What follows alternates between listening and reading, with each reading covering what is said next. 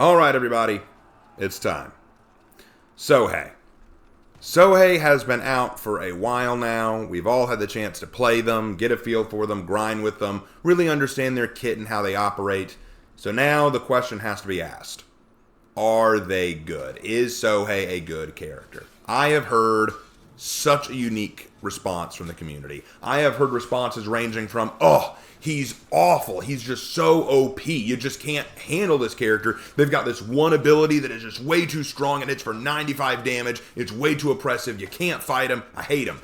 All the way to the other end of the spectrum of, oh, you just can't play this character. They're way too weak. They're so underpowered. They don't have any damage. They're awful. They just cannot be used. So now the question must be asked, who's right? Is there a middle ground? Where does the hero fall? Today I'm going to give my perspective. Now understand a few things. Number one, I'm not an expert in terms of balancing or gameplay mechanics. There are people who are way more knowledgeable on this than I am. But I do enjoy the game. I've played the character for a while, and I'm speaking from my experience with the character. So please bear that in mind. And secondly, know that if you disagree with me or you have a difference of opinion about this, I completely understand and I respect your opinion. Just be respectful, okay? All right. So here is my thoughts on Sohei. Bill Engvall, one of my favorite comedians, had a phrase about his own career, about who he is, that I think sums up Sohei perfectly. He is just 15 degrees off cool. He is just 15 degrees off cool. Let me explain what I mean by that.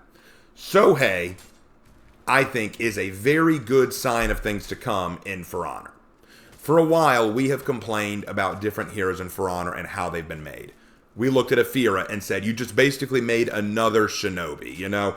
Because just like Shinobi, Afira kind of has everything. Dodges, bashes, unblockables, undodgeables, really creative dancing around movements, you know, all these things, crushing counters, dodge bashes, all this stuff that just so hard to deal with. You just basically made a second Shinobi. With Ocelotl, you made button mash the character. Just press buttons, get win. That's essentially Ocelot. And then with Varangian, yeah, it's not those, but it's almost like you didn't give enough to this character. They're very boring to play after a while, and they basically rely on crushing counters and all guard. Pretty much a Warlord or Black Prior situation. Sohei is 100% unique.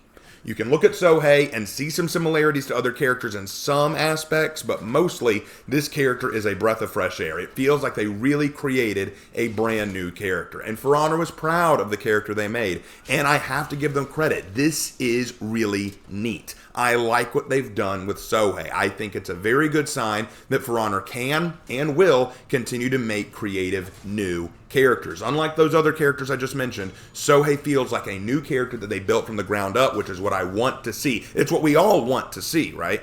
So I think that's good. And if we continue to get new characters like Sohei, that will be awesome. But there is a catch. You can't have a perfect product based on the very first prototype. Obviously, when you create something that's brand new like this, you're going to get, you know, some flaws in the product, and I think that's what we see with Sohei. What are the flaws with Sohei? This is where I say we get to that 15 degrees off cool, because Sohei's almost there. I think there's a great deal of potential behind Sohei, but there's a few problems, and here are the problems. Number one, they're decent in duels. Sohei is decent in duels, but cannot compete with higher level characters or players. And in 4v4s, they're almost a complete wash. Let me explain what I mean. First of all, Sohei has limited pressure capability. The whole idea behind Sohei is that they want to build up souls in their weapons so that they can get access to their big finishing move. That in itself is already a problem. As my buddy Havoc has pointed out, the problem with creating a character whose whole moveset centers around a singular move, it's cool, but it will get boring. That was kind of what they did with Jormungandr in original Jormungandr. But Jormungandr, yeah, they had to change them because everything revolved around the hammer slam. They had to change that because it got boring and difficult to play after a while, especially as you get into higher tier characters and higher tier players who are great at reaction, great at reading people, can just totally outplay you. And if Sohei runs into those kind of players, they don't have the pressure to be able to keep up with them. Think about it like this. Sohei is going to have a lot of trouble dealing with light barriers. Light barriers are going to be very difficult for them to deal with. The only real thing that they have to help them is the fact that their zone can so fluidly flow into a soft feint, guard break. The problem therein, though, is the zone provides no pressure. It's super slow. It's not unblockable. Easily telegraphed. The only thing it does have is mid-change, it has hyper armor, which is nice. But again, you don't have to react to it. You don't have to try to parry it. You don't even have to try to dodge it. You can just stand there and eat it. So Sohei has a lot of trouble getting what he needs out of a character unless that character is very dodge happy. So it's very difficult for Sohei to get off what he needs in order to even get to his super powerful attack. But even then, because his damage numbers are so low, even if he doesn't want to rely on his super powerful attack, he can't. He has to do more work to get the amount of damage that other characters can do with less effort. Therefore, Sohei is putting in even more effort than other characters just to do damage if he decides he doesn't want to rely on his super powerful move, which leads into the problem of 4v4s.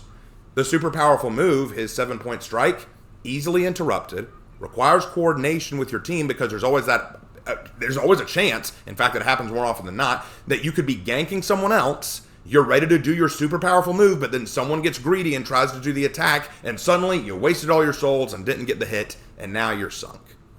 That can suck, especially after all the effort and energy you put in to try to get all of your souls. See what I mean? It can become very difficult and frustrating to play Sohei this way. And we haven't even gone into the fact that he has absolutely zero anti-gank capability. See, Sohei's whole kit relies on him building up souls into his other weapons. Because of this, Sohei cannot counter a lot of people who attack him at once. He has to be able to get aggressive and oppressive in order to fill up his souls. But if he's having to play completely defensive, he can't use or build up his souls very well. He has very little hyper armor on anything. His zone attack is super slow, super easy to block, and not really a threat to anybody. And he doesn't do the amount of damage necessary to really be a threat unless he has all 7 of his souls that he needs, or all 6 of his souls rather, and then he gets that 3rd tier buff that buffs his damage by 25%. Frankly, Sohei is an awesome character in appearance, on paper, and aesthetically. But once you throw him into the game, he suffers. Now, does this make him bad? No, I don't think he's bad.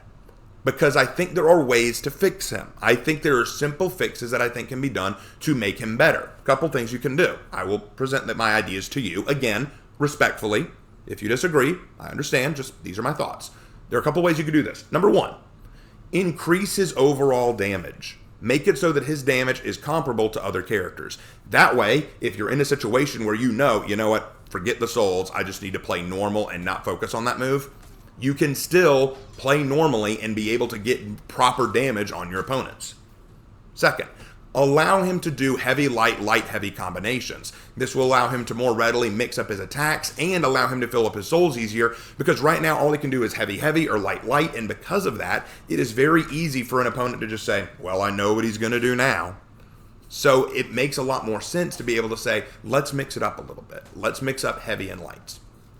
Third option, make it so that his zone attack has an unblockable property. Now, I know what you're thinking.